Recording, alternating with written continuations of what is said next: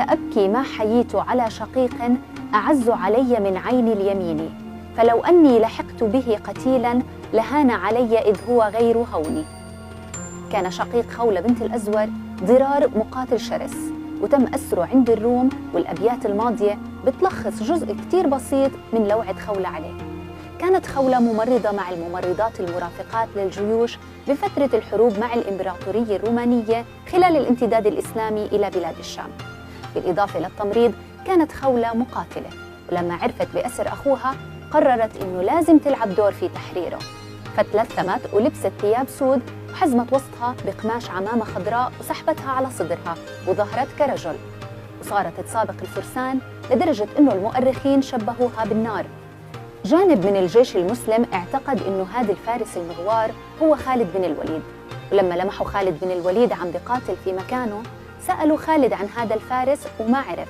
لما انتهت المعركة طلب خالد بن الوليد من الفارس إظهار هويته، فتردد الفارس والتزم الصمت.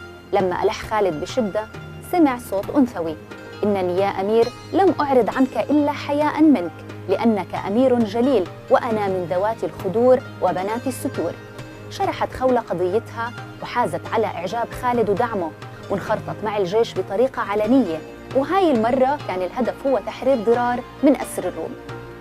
أعطى خالد بن الوليد الأمان لفئة من أسرى جنود الروم لديه بدل معلومات عن ضرار، فعرف أنه ضرار تم إرساله أسيراً إلى حمص، وعليه من الحرس 1000 حارس نظراً لشجاعته وتمكنه من قتل ابن ملك حمص. انتخب خالد 100 فارس من المسلمين وقصدوا قافلة ضرار، وطبعاً ركبت خولة جوادها وحملت سلاحها وطلبت من خالد بن الوليد مرافقتهم.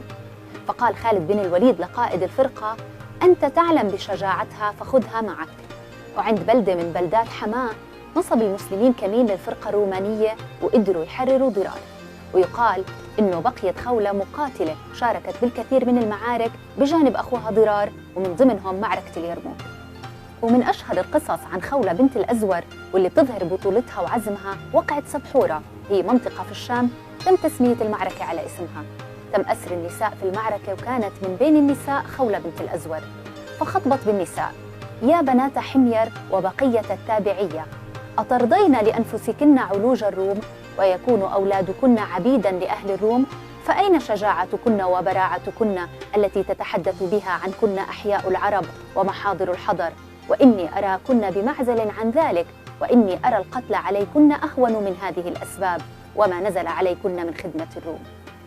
ما حدا منهم خالفها، لكن المشكلة إنه ما كان معهم سلاح، فجاوبتهم ببساطة: خذوا أعمدة الخيام وأوتاد الأطناب ونحمل بها على هؤلاء اللئام، فلعل الله ينصرنا عليهم فنستريح من معرة العرب.